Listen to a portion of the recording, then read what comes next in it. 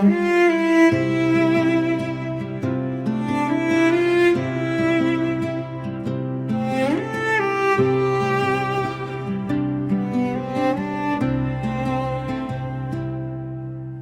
nyandro, lasa taona, lasa koa ny fiainako.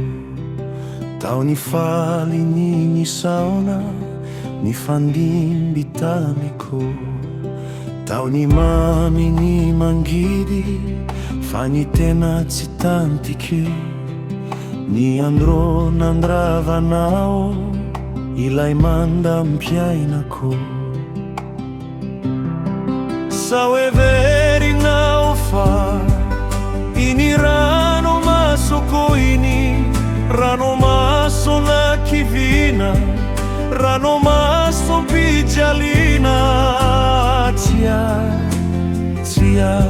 disiana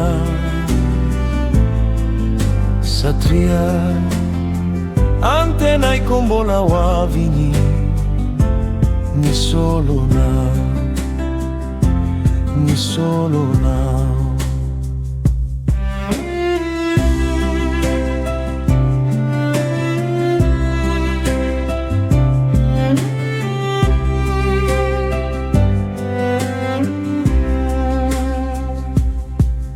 Asana nibika nao na niende kau kanto nentinao handre birebena nifitiava kiu e facciambena gagagaga ngambayano ralaza chiunyamiko fefani sivuni caso nana sitrana itilavo.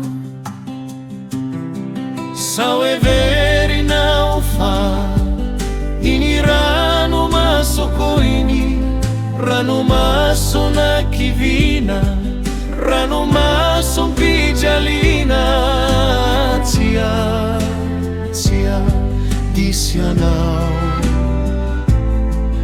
satria antenai kombola wavini ni solo now.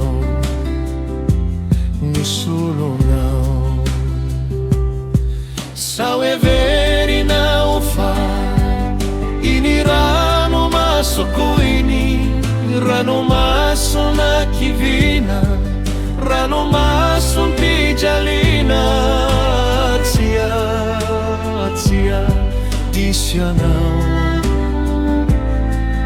satria antenai kombola wavini ni solo now.